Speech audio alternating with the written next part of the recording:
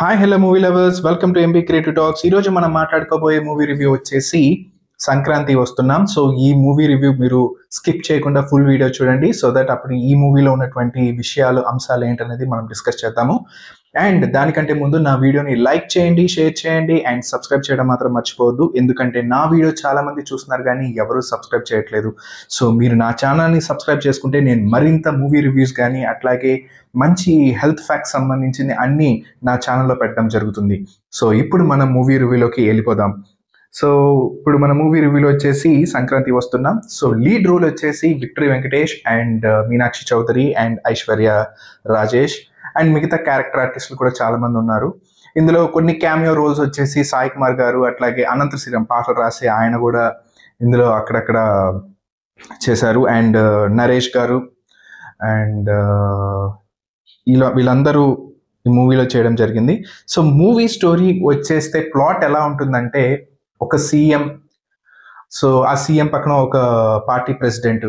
So వీళ్ళిద్దరు ఏంటంటే మన అమెరికాలో ఒక టెక్ కంపెనీలో ఒక అకెల్లా అనే ఒక టెక్ సాఫ్ట్వేర్ ఇంజనీర్ అక్కడ మన అమెరికాలో ఒక సొంత సాఫ్ట్వేర్ స్థాపించి అక్కడ ఆయన చాలా ఒక పెద్ద స్థాయిలో ఉంటారనమాట. సో అటువంటి వ్యక్తిని ఆయన తెలంగాణకి తీసుకొచ్చి సో ఒక ఇన్స్పైర్ చేయాలి అనే ఒక ఉద్దేశంతో సీఎం అతన్ని తీసుకురావడం జరిగింది. ఆ క్యారెక్టర్లో అవసరాల శ్రీనివాస్ గారు చేశారు. సో అవసరాల శ్రీనివాస్ గారు ఏంటంటే అకేలా క్యారెక్టర్, ఒక సాఫ్ట్వేర్ ఇంజనీర్గా అక్కడ మంచి బిజినెస్ మ్యాగ్నెట్గా, ఎంటర్ప్రెన్యూర్గా ఉన్నటువంటి వ్యక్తిని తెలంగాణ తీసుకొచ్చి అక్కడ ఉన్నటువంటి ప్రజల్ని ఇన్స్పైర్ చేద్దాం అనేది అనుకుంటారనమాట. సో ఈలోపు మన ఏంటంటే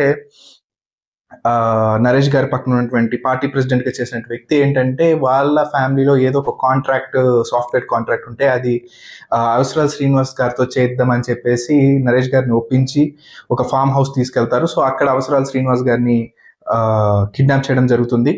సో ఆ తర్వాత మీనాక్షి చౌదరి ఏంటంటే ఆ ప్రొటెక్షన్కి ఆవిడ స్పెషల్ ఆఫీసర్గా ఉంటారనమాట. సో ఎప్పుడైతే కిడ్నాప్ అన్ని జరిగిన దాని తర్వాత నరేష్ గారు మీనాక్షి చౌదరిని అట్లాగే వాళ్ళ పోలీస్ డిపార్ట్మెంట్ టీంని పిలిపించి ఇప్పుడు ఎట్లా ఏంటి బయట తెలియకుండా మేనేజ్ చేయాలి, సో ఆయన మళ్ళీ కిడ్నాప్ అయిన వెంటనే తీసుకురావాలి అని చెప్పేసి ఏం చేయాలి అని అంటే అప్పుడు వెంకటేష్ గారిని సజెస్ట్ చేయడం జరుగుతుంది. సో ఆ తర్వాత వెంకటేష్ గారిని అక్కడికి వెళ్ళి, సో వెంకటేష్ గారు మీనాక్షి చౌదరి అప్పటికి ఏంటంటే వెంకటేష్ గారికి ఒక ఎక్స్ గర్ల్ ఫ్రెండ్ అనమాట. సో ఆయన పోలీస్ డిపార్ట్మెంట్లో ఉన్నప్పుడు వెంకటేష్ గారు, సో ఆ తర్వాత ఆయన సస్పెండ్ అయిపోయి, తర్వాత వీళ్ళిద్దరు బ్రేకప్ అయిపోయి, ఆ తర్వాత ఐశ్వర్య రాజేష్ గారిని పెళ్లి చేసుకోవడం, సో ఆ తర్వాత పిల్లలు కంటాం.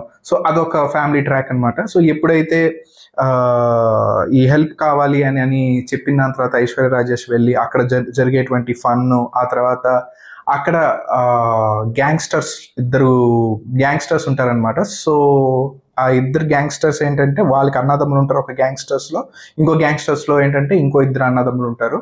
సో అందులో ఏంటంటే ఇద్దరు గ్యాంగ్స్టర్స్కి పడదనమాట ఆ ఇద్దరు వర్గాలకి. సో ఆ తర్వాత ఒకరిని అందులో జైల్లో పెట్టడం, ఒకరు ఇరికించి దాన్ని జైల్లో పెట్టడం, ఆ తర్వాత అతన్ని జైలుని తీసుకొచ్చి ఆ తర్వాత ఇదంతా సినిమాలో మనం చూస్తూ ఉంటాము. సో మూవీ ప్లాట్ స్టోరీ అయితే ఇలా ఉంటుంది. సో ఇకపోతే మూవీలో మనకి బాగా నచ్చినటువంటి అంశాలు ఏంటంటే ఐశ్వర్య రాజేష్ గారు బాగా చేశారని చెప్పచ్చు. అంటే చాలా షేడ్స్, అంటే ఫస్ట్ ఒక భర్తగా పిచ్చిగా ప్రేమించే ఒక భర్తని పిచ్చిగా ప్రేమించే ఒక భార్యగా ఒక షేడ్, ఆ తర్వాత భర్తని అనుమానించే ఒక షేడ్, చాలా బాగా ఫన్నీగా బాగా చూపించారు ఐశ్వర్య రాజేష్ని.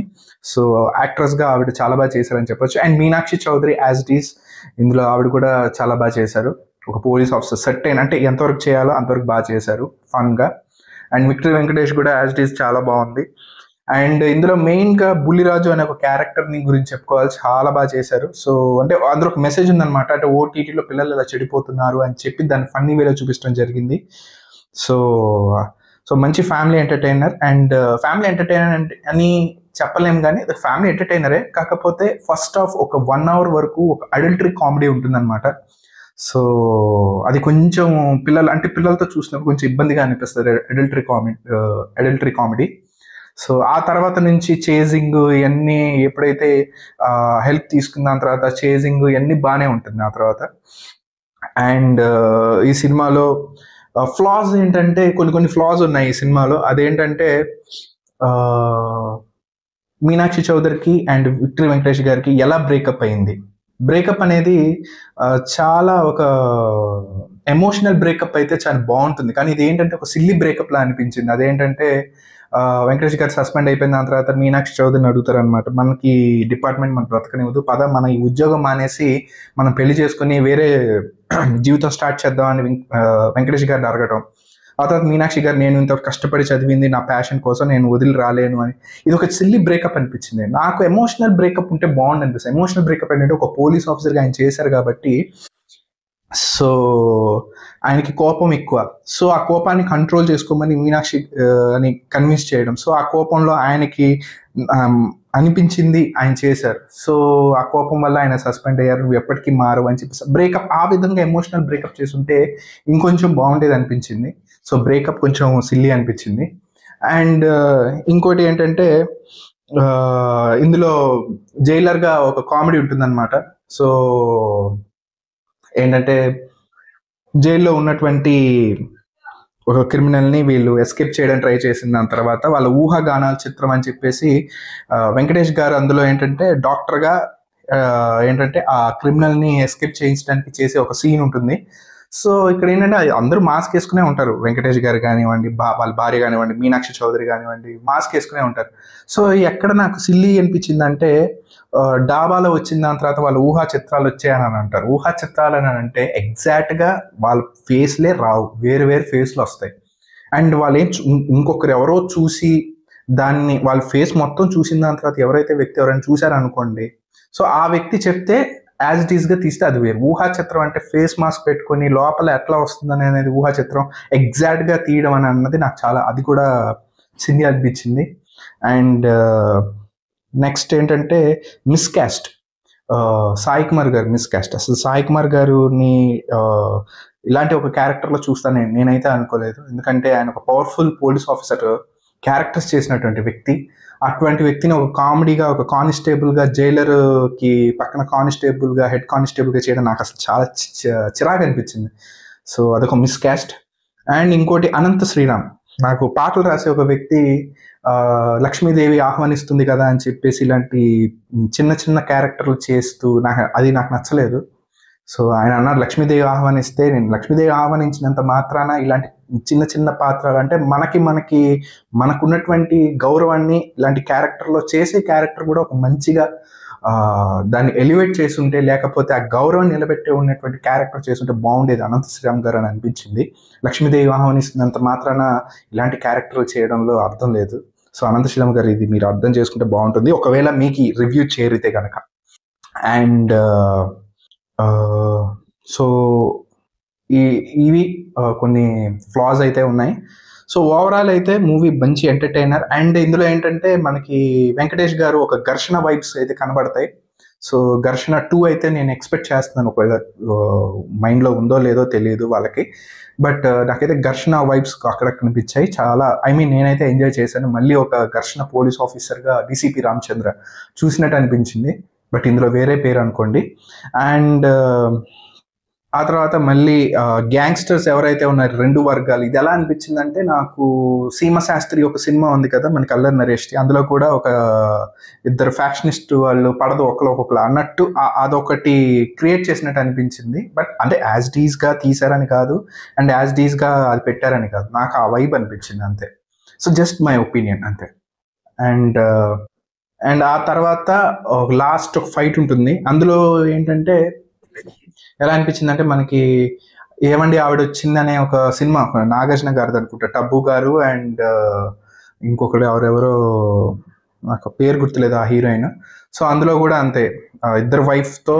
సో లాస్ట్లో క్లైమాక్స్లో నాగార్జున వాళ్ళిద్దరిని తిడతాడు కదా, నేను పెళ్లి చేసుకున్నాను, చచ్చిపోయిందని చెప్పేసి నేను నిన్ను చేసుకున్నాను అనే ఒక డైలాగ్ ఉంటుంది కదా, దాన్ని రీక్రియేషన్ కాదు. సో అంటే అలాగ ఆ సీన్ నుంచి ఇన్స్పైర్ చేసి లాస్ట్ క్లైమాక్స్ ఫైట్లో వెంకటేష్ గారు అంటే ఫ్రస్ట్రేషన్ అనమాట, ఒక వైఫ్ మీద ఒక ఎక్స్ గర్ల్ ఫ్రెండ్ మీద ఆ ఫ్రస్ట్రేషన్ ఫైట్లో చూపిస్తూ చెప్పడం. సో ఒక మగాళ్ళకి ఒక మంచి చిన్న సిల్లి అని కాదు, అది ఒక రకంగా అది ఒక రస్టిక్ మెసేజ్ అనమాట.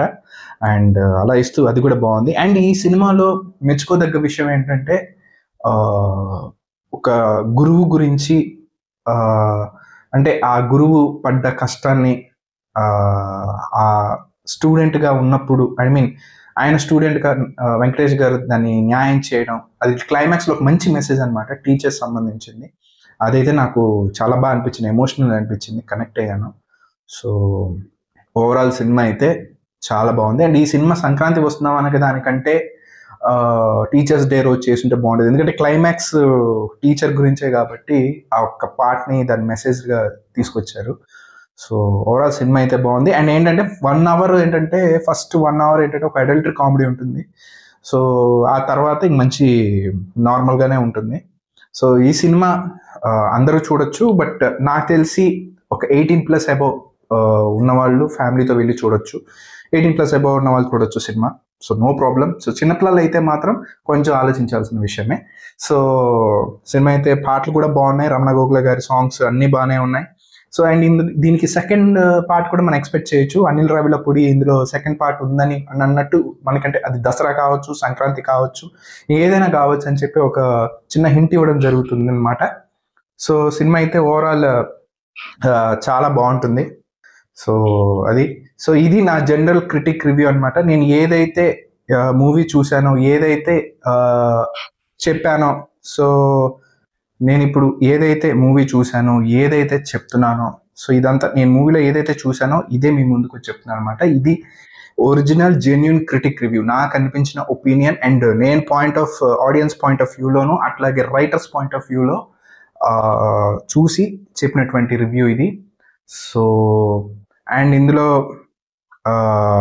వెంకటేష్ గారి పెర్ఫార్మెన్స్ అండ్ మీనాక్షి చౌదరి గారి పెర్ఫార్మెన్స్ అండ్ అందరి యొక్క పెర్ఫార్మెన్స్ అండ్ మూవీ యొక్క స్టోరీ ప్లాట్, అట్లాగే అక్కడ కొన్ని చిన్న ఫ్లాసెస్ అండ్ ఇవన్నీ బేస్ చేసుకొని నేను ఈ మూవీకి ఇచ్చే రేటింగ్ ఎంత అంటే